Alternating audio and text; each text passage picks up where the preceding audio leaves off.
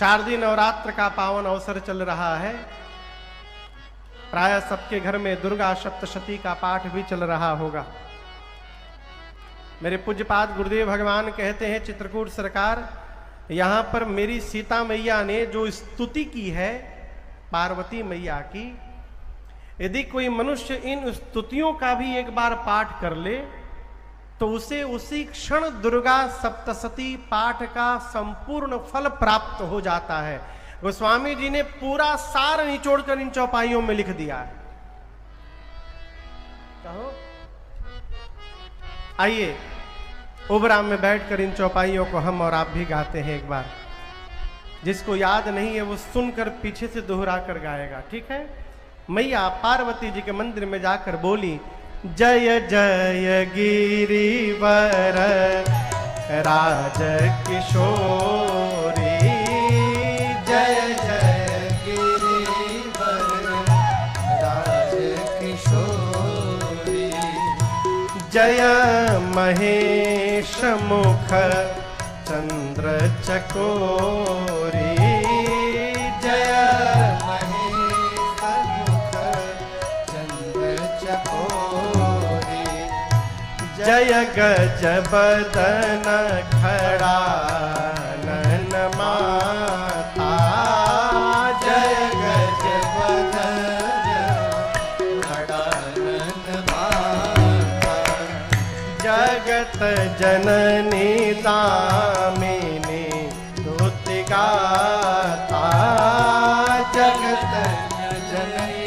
दामिनी स्तुति गाता, नहीं तव आदि मध्य अवसाना, नहीं तब आदि मध्य अवसाना, अमित प्रभाव वेद नहीं जाना, अमित प्रभाव वेद नहीं जाना, भव भव विभव पराभव कारिणी, भव भव विभव पराभव कारिणी, विश्व विमोहनी सब सविहारिणी, विश्व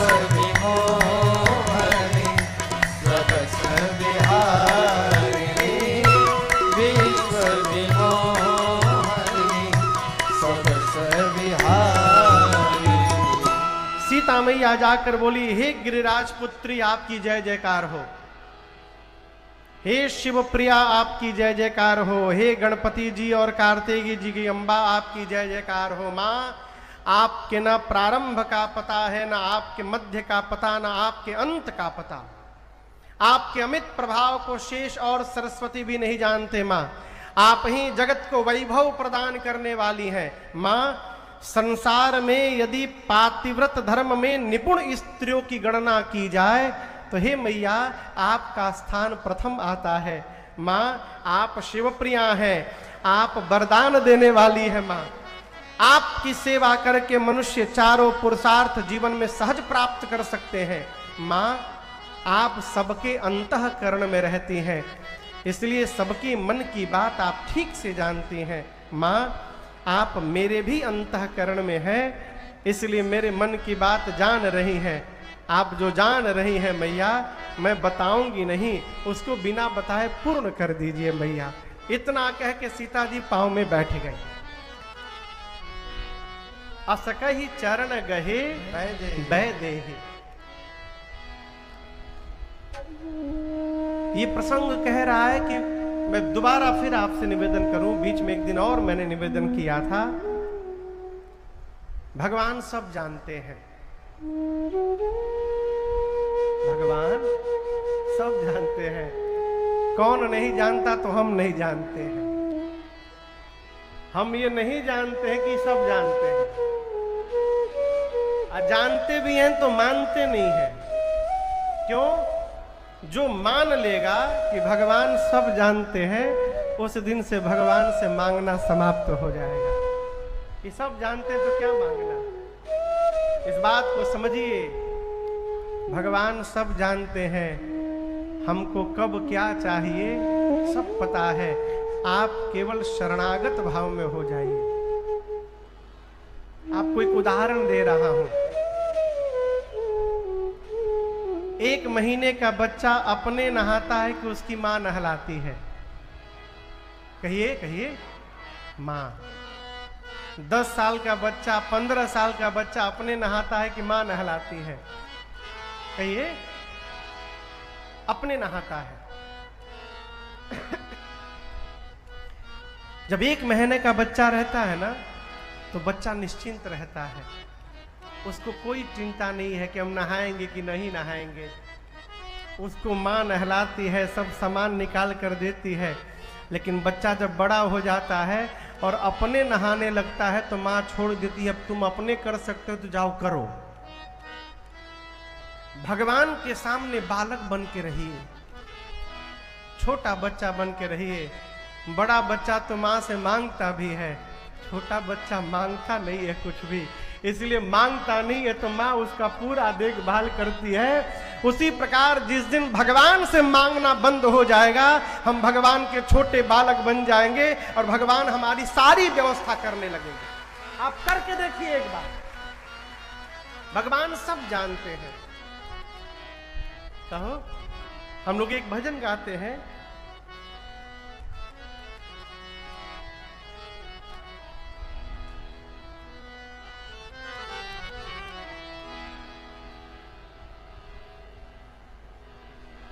जो भी भला बुरा है, कौन जानता है? मेरे राम जानते हैं, जो भी भला बुरा है, मेरे राम जानते हैं। जो भी भला बुरा है, मेरे राम जानते हैं।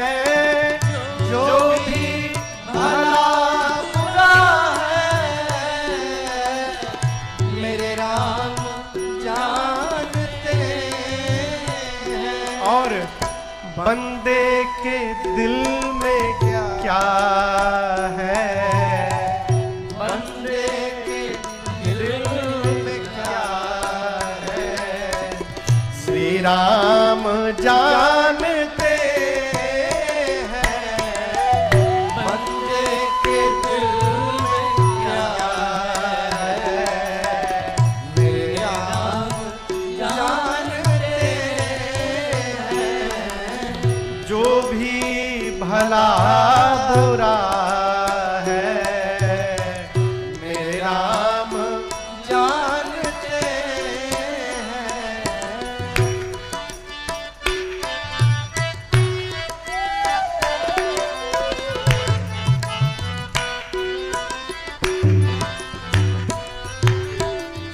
आता कहाँ से कोई,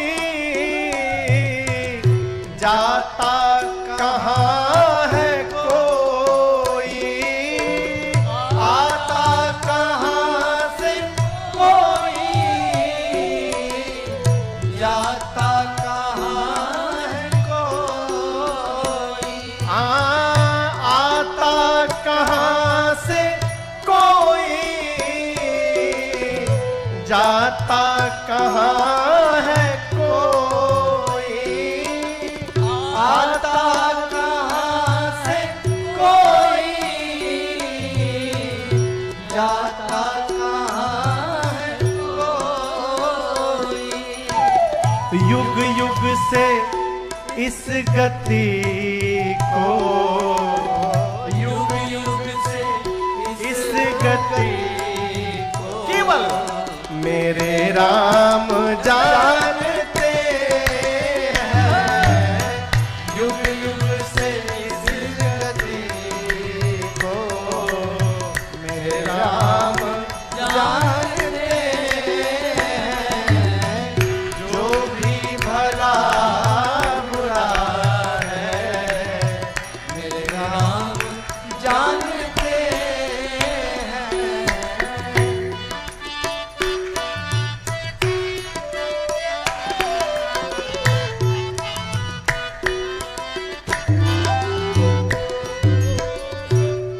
किस्मत के नाम को तो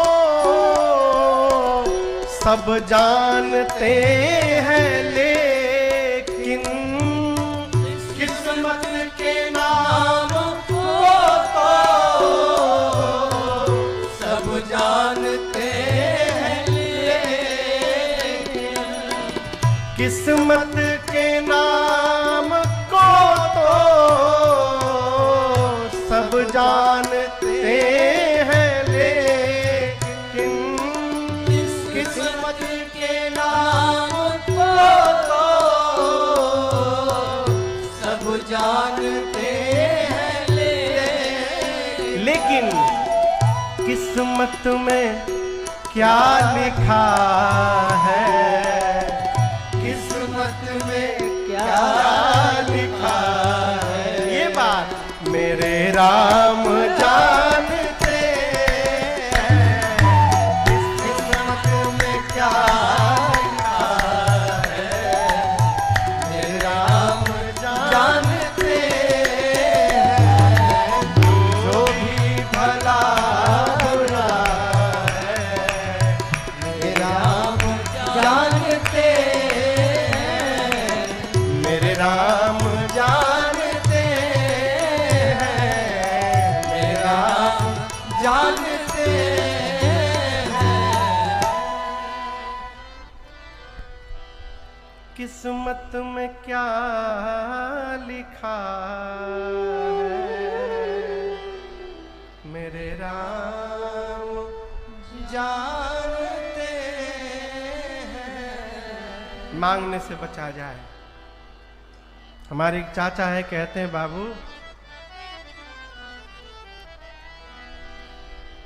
जो जीवन में कभी दिया नहीं हो कभी मांग भी नहीं सकता है।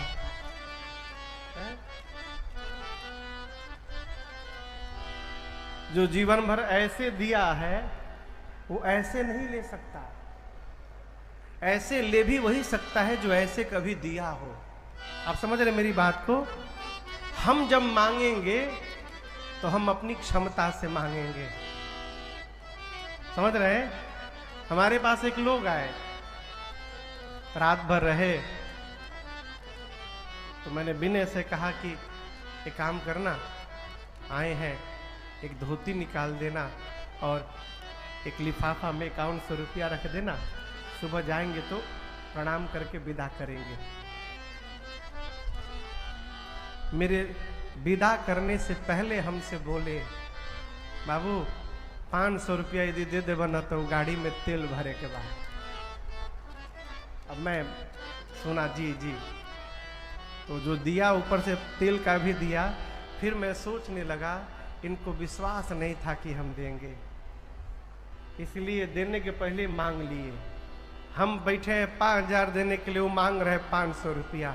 यही हमारी आपकी गति है।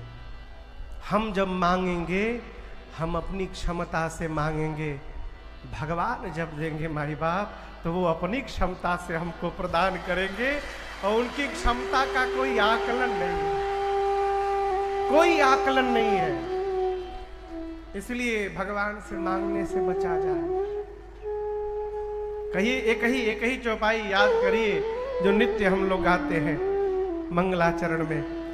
जेहि विधि नाथ होई हित मोरा, करहु सो बेगी दास मैं तोरा। एक ही वाक्य कहिए, प्रभु आपको जिसमें हमारा हित दिखाई पड़े आप करिए। भगवान से ये कदापि ना कहिए कि लड़िकवा के 95% आ जाए, ना ना ये ना कहिए। कहिए प्रभु जिसमें उसका हित दिखाई पड़े उतना करिए नाथ। यदि आपको 60% में हित दिखाई दे रहा है, हमको नहीं चाहिए 95%, आप 60% ही करिएगा जिसमें हित दिखाई पड़े। तो हम डॉक्टर बनना चाहते थे, परीक्षा भी दिए, थोड़ा नंबर से रह गया, हमको जो बायोलॉजी हमारे जो गुरु जी पढ़ाए हैं, वो जी MS सिंह सर कलकत्ता में, गाजीपुर के हैं। तो कलकत्ता में जब मैं कथा गाता हूं तो वो आते हैं, 9 दिन बड़े अनुष्ठानिक रूप से कथा सुनते हैं, दोनों लोग, गुरु माँ भी और सर भी। एक बार कथा के बाद आए तो बोले बाबू घर आइएगा। बोले क्यों नहीं आएंगे सर? तो बड़े भैया के साथ में उनके घर गया। मैं बैठा, सर तिलक किए, माला पहनाए, हमको अच्छा नहीं लग रहा था, मेरे गुरु जी हैं वो। बोले आज हम जो कर रहे हैं हमको करने दीजिए, बोलिएगा नहीं कुछ आप। फिर बैठ गए और बोले बाबू मैं आपको डॉक्टर बनाना चाहता था, लेकिन आप नहीं बने तो बहुत अच्छा हो गया है। डॉक्टर बनते तो कलकत्ते में रह जाते, भगवान की कथा गा रहे तो पूरी दुनिया आप कथा सुन रही है, ये बहुत अच्छा हो। ये मैं क्यों सुना रहा हूं आपको? भगवान से केवल इतना कहिए, प्रभु जिसमें आपको मेरा हित दिखाई पड़े, हम तो अपना आने वाला क्षण नहीं जानते, आप तो मेरा पूरा जीवन जानते हैं प्रभु, जिसमें आपको मेरा हित दिखाई पड़े आप वही करिए ना। जेहि विधि नाथ होई हित मोरा,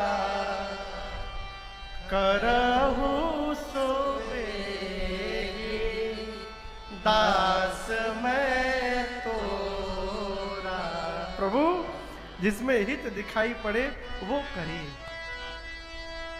मेरी किशोरी मैया कहती है पार्वती जी से, मां आप मेरे मन के मनोरथ को ठीक से जानती हैं, इसलिए मैं कहूंगी नहीं, आप जो जानती हैं मैया उसको पूरा करिए। पांव पकड़ के सीता मैया पार्वती जी के चरणों में बैठ गए और आप दर्शन करिए। गोस्वामी जी कहते हैं विनय प्रेम बस भई भवानी। सीता मैया के इस विनय पुकार को सुनकर मां पार्वती की मूर्ति मुस्कुराने लगी। अब कई लोग कहेंगे महाराज मूर्ति भी मुस्कुराती है? देखना कौन चाहता है हो? देखना कौन चाहता है? लोग तो मंदिरों में जाके बस जैसे आपन सुना दे, बस प्रभु ये करिए वो करिए वो करिए। अरे कभी एक क्षण निहारिए भी ना, आज भगवान कैसा कपड़ा पहने हैं, कैसा तिलक लगाए हैं, कैसे कैसे आभूषण लगाए हैं, ये देखिएगा तब दिखाई पड़ेगा। भगवान मुस्कुराते हैं, उसी को दिखता है जो भगवान को मुस्कुराता हुआ देखना चाहता है। सबको नहीं दिखते, सबको नहीं दिखते हो। पार्वती मैया की मूर्ति मुस्कुराई और पूजन के समय सीता मैया ने जो गले में माला पहनाया था वो माला खिसक गई। खसी माल मूर्ति मुस्कानी,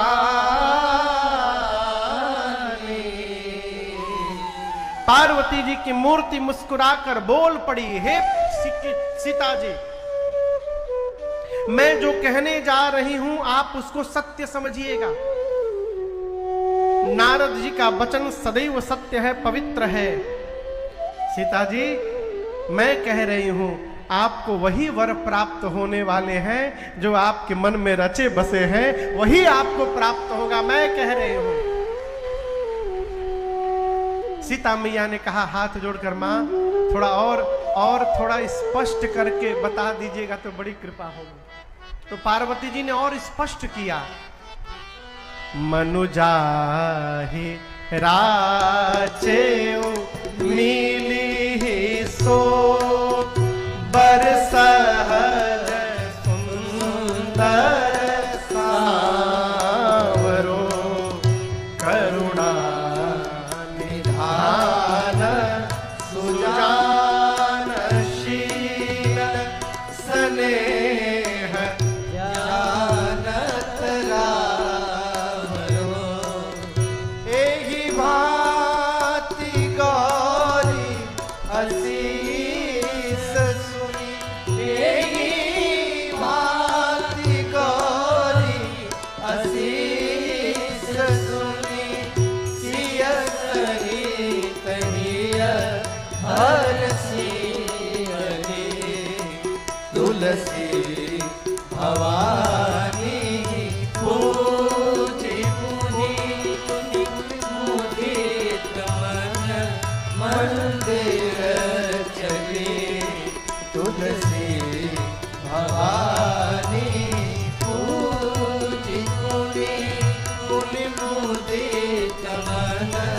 मंदिर चले तुलसी भवानी पूजी पुनि पुनि।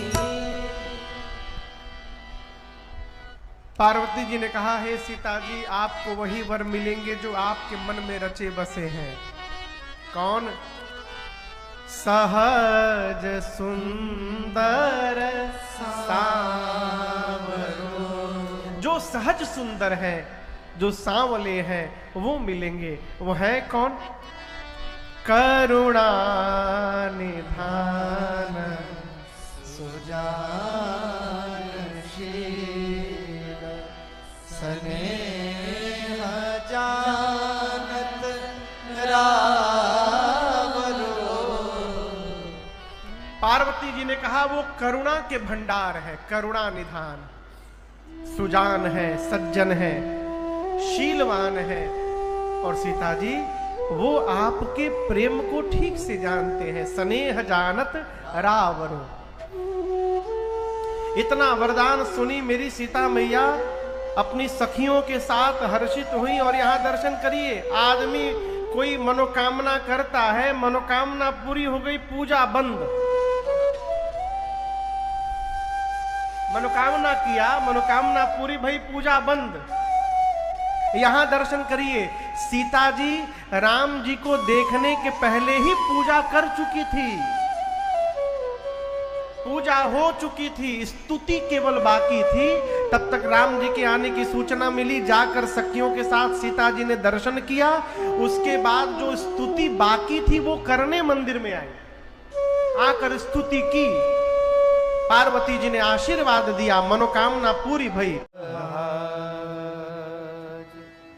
सिया राम मैं सब जग जानी, करऊं प्रणाम, जोरी जुग पानी।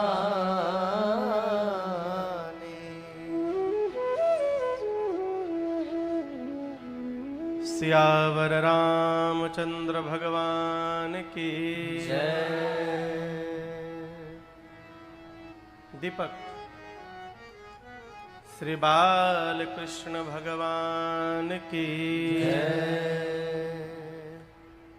उमापति महादेव की जय। जोड़ से पवन सुत हनुमान की जय। पूज्यपाद गोस्वामी तुलसीदास जी महाराज की जय। श्री रामचरितमानस भगवान की नमः। पार्वती पतये हर हर महादेव।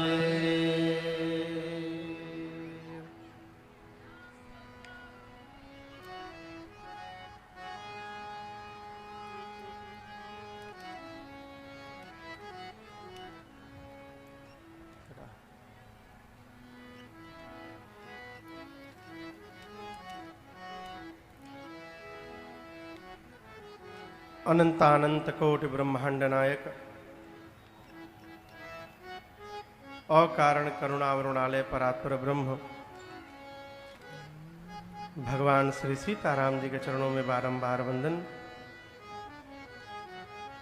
देवादिदेव भगवान महादेव, मान पूर्णा एवं अनंत बलवंत श्री हनुमंत लाल जी महाराज के श्री चरणों में साष्टांग दंडवत। कली पावना अवतार प्रातः स्मरणीय परम पूज्यपाद गोस्वामी तुलसीदास जी महाराज के श्री चरणों में बारंबार वंदन। सूरत के इस परम पुनीत धराधाम पर आदरणीय भैया श्रीमान पवन पांडे जी एवं श्रीमती कविता पांडे जी के इस वैवाहिक जीवन यात्रा के 25 वर्ष पूर्ण होने के इस शुभ अवसर पर परिवार द्वारा आयोजित ये 9 दिवसीय श्री राम कथा महोत्सव, जिसके हम और आप आज कथा श्रवण करते करते विश्राम सत्र में आज पहुंच गए हैं, नवम सत्र में। पूरा परिवार, बड़े भैया श्रीमान राकेश पांडे जी, दिनेश पांडे जी, पवन भैया, श्रीमान अरुण पांडे एवं श्रीमान वरुण पांडे, इनके साथ पूरे परिवार के बाल गोपाल,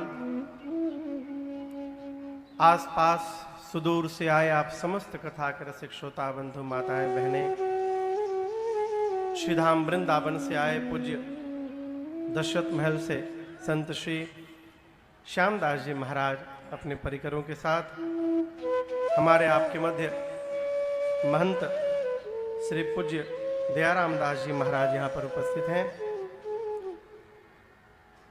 रमेश चंद्र पुरी जी गोवर्धन से महाराज यहाँ पर उपस्थित हैं। श्रीमान अभिषेक जी, श्रीमान अशोक जी, सुमित जी, गुरदीप जी, जितने भी लोग आसपास से यहाँ आए हैं, आप सभी लोगों को मेरा सादर जय सिया राम। और ऊर्जा से कहिए जय सिया राम। कल कथा कहाँ विराम ली थी?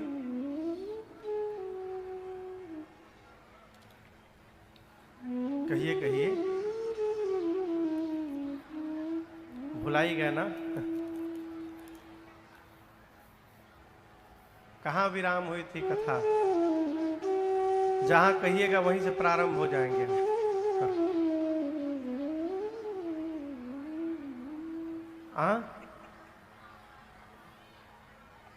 अच्छा चलिए हम बताते हैं। भगवान बाली को गति देने के बाद प्रवर्षण पर्वत पर चातुर्मास व्यतीत कर रहे हैं।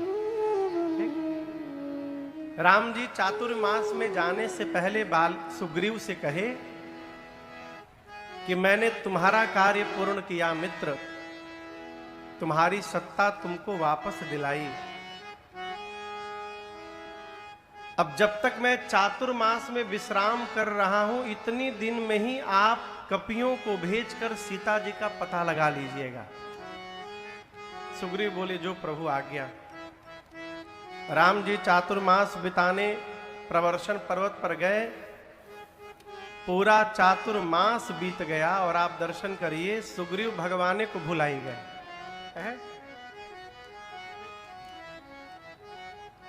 ये कटु सत्य है कि जीवन में जब सब कुछ ठीक हो जाता है ना, तो मनुष्य पहला काम करता है भगवान का विस्मरण। और जब जीवन में दुख रहता है तो सबसे पहले भगवान दिखाई पड़ते हैं। बात थोड़ी अटपटी है लेकिन 100% की है। भगवान से कहा करिए प्रभु थोड़ा अभाव बना के रखिएगा। क्यों? जब तक अभाव रहेगा भगवान को याद करने का स्वभाव भी बना रहेगा। हमारे पूज्यपाद गुरुदेव भगवान कहते हैं,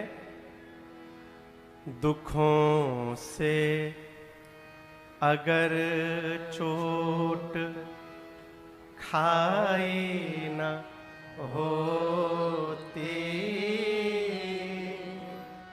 तो तुम्हारी प्रभु याद आई न होती।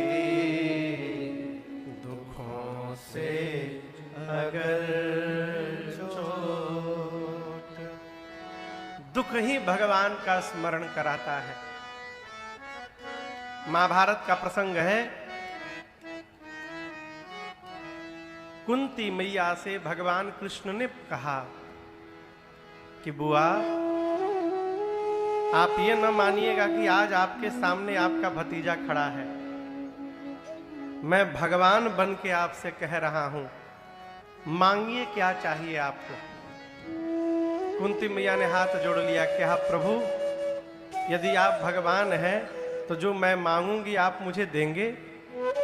कन्हैया ने कहा जो मांगिएगा दूंगा। ये क्या मांग रही हैं आप? कुंती मैया ने कहा प्रभु यही चाहिए, मेरे जीवन से कभी दुख समाप्त न हो। भगवान ने कहा यही चाहिए, मां ने कहा बस यही चाहिए। कन्हैया ने कहा दिया, लेकिन ये बताइए आपने ऐसा मांगा क्यों? तब कुंती मैया ने कहा प्रभु, जीवन में जब सुख आता है तो आप बहुत दूर चले जाते हैं, और जब दुख रहता है तो सबसे निकट आप ही दिखाई पड़ते हैं प्रभु, इसलिए दुख रहे जीवन में।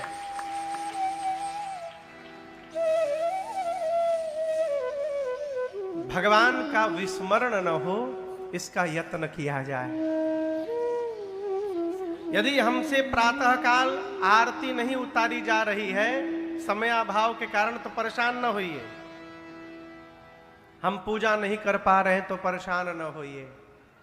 लेकिन यदि भगवान की याद नहीं आ पा रही है, ये परेशान होने का विषय है। याद भगवान की बनी रहे।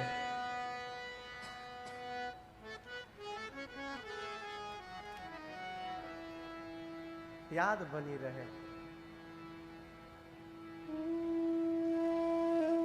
सुग्रीव भगवान को भुलाई गए। आया राम जी को आवेश। लक्ष्मण जी से बोले चातुर्मास के बाद, लक्ष्मण सुग्रीव मेरी सुधि भूल गया, जही सर हतौ जही सायक मारा मैं बाली, तेही सर हतौ मूढ़ कह काली। अब यहां इसके दो भाव दर्शन करिए। सामान्य अर्थ तो है, राम जी कहते जिस बाण से मैंने बाली को मारा था उसी बाण से मैं कल मारूंगा सुग्रीव को, यह सामान्य अर्थ है। लेकिन इसके भीतर विशेष अर्थ है। राम जी को यहां कष्ट है कि सुग्रीव बताओ मुझे भूल गया, यही सायक मारा मैं बाली, जिस बाण से मैंने बाली को मारा था, यदि उस बाण से मैं सुग्रीव को मार दूं तो कल जगत मुझे मूढ़ कहेगा, मूढ़ कह काली। क्यों? हमारे एक चाचा हैं पवन बाबू, बड़े काम की बात। हमारे एक चाचा है, कहते हैं बाबू जीवन में किसी से भी संबंध बनाने के पहले विचार करना चाहिए कि ये व्यक्ति संबंध बनाने लायक है कि नहीं है। अच्छा है, बुरा है, बड़ा है, छोटा है, पहले जितना विचार करना है कर लीजिए। एक बार संबंध बन गया, फिर विचार करने का काम समाप्त हो गया। फिर अपनी ओर से जीवन भर संबंध का निर्वाह करते रहिए, ये धर्म है। राम जी कहते हैं कि सुग्रीव को मैंने मित्र बनाया। अब मित्र बनाकर यदि कल मार दूं सुग्रीव को तो ये जगत मुझे मूढ़ कहेगा, मूढ़ कह काली। लक्ष्मण जी बोले भैया आप रहने दीजिए, आप न जाइए, मैं ही जाता हूं, आज मार करके चला आता हूं। आप रुकिए भैया। लक्ष्मण जी जाने को तैयार भय। राम जी ने हाथ पकड़ लिया, कहा लक्ष्मण अच्छा है चाहे बुरा है, मेरा सखा है वो। क्या बात है, सुग्रीव मेरा सखा है, इसलिए मारिएगा मत उसको, केवल जाइए उसको डरा धमका कर ले आइए। यहां दर्शन करिए, भगवान से संबंध जुड़ गया तो भगवान ने सुग्रीव को बचा लिया। उसी प्रकार यदि हम लोग भी रघुनाथ जी से संबंध स्थापित कर लेंगे तो भगवान हमारी भी रक्षा करते रहेंगे। संबंध बन जाए। भगवान ने कहा जाइए केवल उसको डरा धमका कर ले आइए। लक्ष्मण जी गए, सुग्रीव को पकड़ के लाए। आते आते चरणों में गिर गया, क्षमा याचना करने लगा, त्राहि माम त्राहि माम। सुग्रीव कहते हैं प्रभु मैं आपको भूल गया, आपकी माया के कारण भूल गया, लेकिन एक बात कहूं रघुनाथ जी, पूरी गलती मेरी नहीं है। राम जी बोले मतलब? तो किसकी है? और बोले प्रभु थोड़ी ही आपकी ओर से भी हो गई है। राम जी बोले क्या कह रहे हो तुम? सुग्रीव ने कहा प्रभु आपकी माया अति दुस्तर है, आपकी माया से जीव बच नहीं सकता है। आप यदि चाहते तो अपनी माया को कह सकते थे कि देखो सुग्रीव को बहुत आवश्यक कार्य सौंपा हूं, सुग्रीव को न फंसाना। आपने अपनी माया को मना नहीं किया, आपकी माया ने मुझे फंसा लिया, अब कहिए सब गलती मेरी है कि थोड़ी आपकी भी है। राम जी मुस्कुराने लगे, कहे चलो कोई बात नहीं, अब वो यत्न करिए मित्र जिससे सीता जी का पता चले। सुग्रीव जी ने कपियों को बुलाया, सभी का बानर आए, कहा कि जाइए पूरब जाइए, पश्चिम जाइए, उत्तर जाइए, जा करके सीता जी का पता लगाइए, लेकिन याद रहे 1 महीने में वापस आना है। कितने दिन में? कितने दिन में?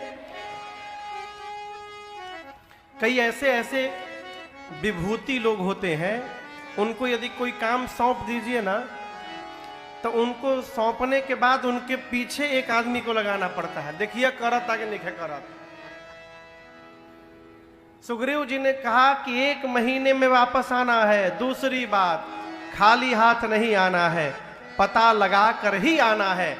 जो भी खाली हाथ लौटेगा, आने के साथ ही मेरे हाथ द्वारा मार दिया जाएगा। दंड कठोर किया। सारे कपि प्रणाम करके गए। इसके बाद जो मुख्य सेनापति थे, जामवंत जी, हनुमान जी, अंगद जी, नल नील, गव गवाक्ष, द्विविध मैंद, सठ निसठ, इन सबको बुलाया सुग्रीव जी ने और बुलाकर कहा आप सभी लोग मिलकर दक्षिण दिशा में जाइए, जाकर के सीता जी का पता लगाइए। शर्तें यहां भी लागू हैं, आप लोगों को भी 1 महीने में आना है और खाली हाथ नहीं आना है, पता लगा करके आना है, ठीक ना? राम जी बैठे हैं, सारे कपि दूर से प्रणाम कर करके जाने लगे और सबसे अंत में हनुमान जी ने प्रणाम किया। बाबा कहते हैं पाछे पवन तनय सिरुनावा, जानी काज प्रभु निकट बुलावा। पाछे पवन तनय सिरुनावा, जानी काज प्रभु निकट बुलावा। परसासे सरोरुह पानी, कर मुद्रिका दीन जन जानी। परसासे सरोरुह पानी, कर मुद्रिका दीन जन जानी। बहु प्रकार से तहि समझाए हो, बहु प्रकार से तई समझाए हो। कही बल बेरा एक तुम आए हो, कही बल मेरा एक तुम आए हो, कही बल मेरा एक तुम आए हो। सबसे अंत में श्री हनुमान जी महाराज ने प्रणाम किया। कब प्रणाम किया? जोर से कहिए, अंत में।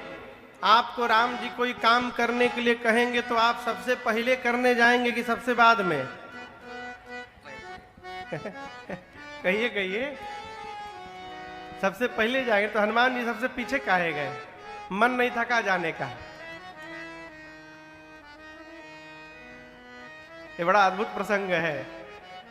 यहां गोस्वामी जी ये नहीं कहते कि सबसे पीछे हनुमान जी ने प्रणाम किया। किसने प्रणाम किया?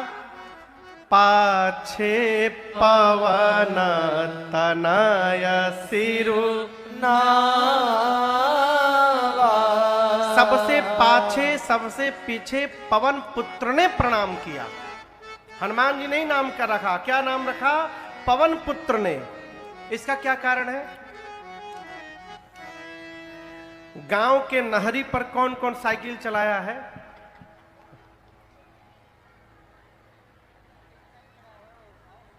सबसे पहले कैंची चलाते थे। कैंची जानते हैं?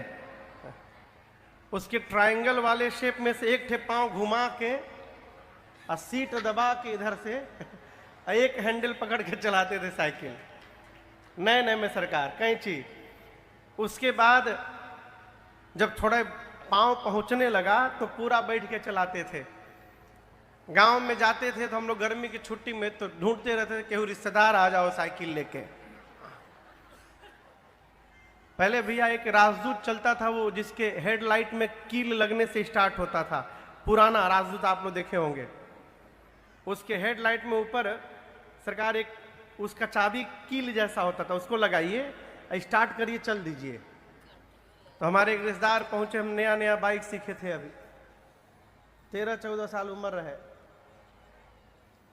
वो भीतरी गए, तब तक लकड़ी उसमें खो सके, हाँ, और चालू करके लेके चले गए। 2 राउंड गांव का मारे, मार करके चुपके से सोचे जल्दी जल्दी लगा दे, केहू देखे नहीं, और जल्दीबाजी में लकड़ियां निकालने गए तो आधी लकड़ी उसी में टूट गई।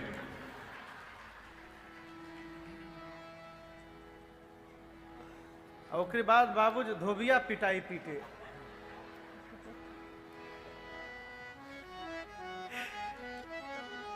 तो जब गांव में हम लोग साइकिल चलाते थे,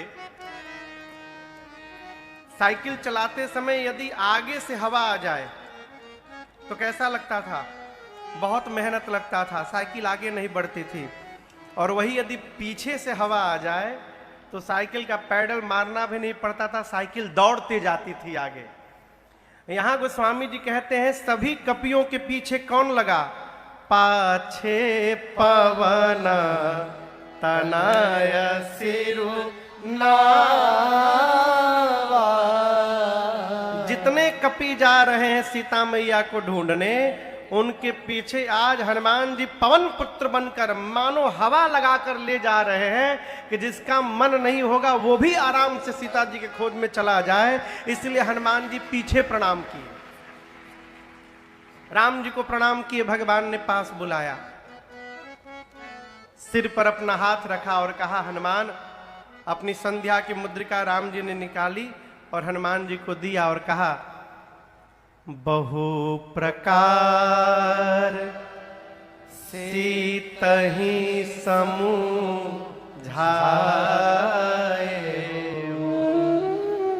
कहि बल बिरह बेगी तुम। अनेक प्रकार से सीता जी को समझाइएगा हनुमान जी, मेरे विरह बल को बताइएगा और बताकर शीघ्र वापस आइएगा। हनुमान जी प्रणाम करके चले। स्वयं प्रभा मिली, स्वयं प्रभा जी ने अपने तपस्या के बल से सभी कपियों को समुद्र के किनारे भेज दिया। सरकार समुद्र किनारे जा